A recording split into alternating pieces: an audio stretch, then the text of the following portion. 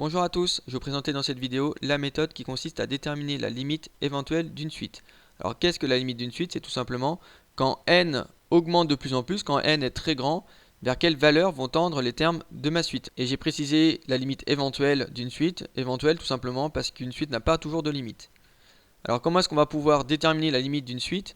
Soit à l'aide d'un tableau, donc avec la calculatrice ou un tableur, soit à l'aide d'un graphique qui représente la suite. Alors mon premier exemple, conjecturer la limite éventuelle de la suite un définie par un égale 0,5 puissance n plus 2. Alors si je prends ma calculatrice Numworks, si je regarde le tableau de valeurs, quand n est égal à 0, u0 il vaut 3, u1 il vaut 2,5, u2 il vaut 2,25, etc. On voit bien ici que mes termes diminuent de plus en plus, mais là on n'est pas sur le sens de variation. Ce qui m'intéresse c'est vers quelle valeur est-ce que va tendre ma suite un. Donc là on a l'impression en tout cas que plus j'augmente en n, plus n est grand, plus mes termes se dirigent vers la valeur 2.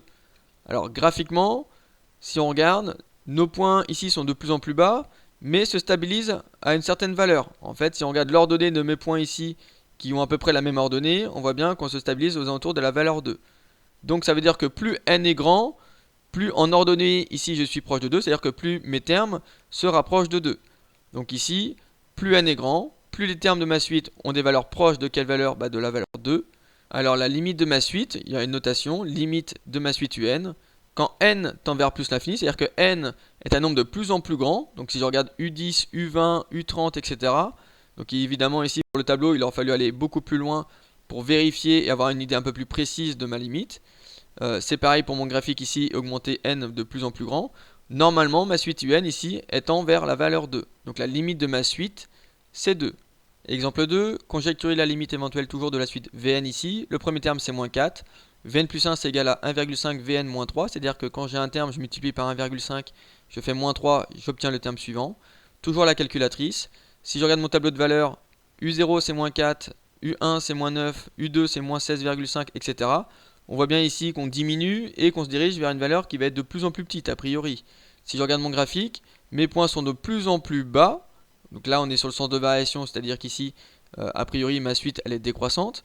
Mais on voit bien ici on se dirige de plus en plus bas. C'est-à-dire que si je regarde pour n égale 20, n égale 30, que ce soit avec mon graphique ou mon tableau de valeurs, en fait plus n est grand, plus les termes de ma suite diminuent. Ça veut dire quoi? C'est-à-dire que la limite de ma suite, donc Vn, quand n tend vers plus l'infini, ça va être moins l'infini. Donc si j'augmente n de plus en plus, je vais certainement avoir des valeurs pour les termes de ma suite qui vont être de plus en plus petits. Donc je vais tendre vers moins l'infini. Si j'avais eu des valeurs qui augmentaient de plus en plus, ou des points qui étaient positionnés de plus en plus vers le haut, alors la limite de ma suite aurait été plus l'infini. J'espère que vous avez compris comment déterminer la limite éventuelle d'une suite. Merci de m'avoir écouté, à bientôt.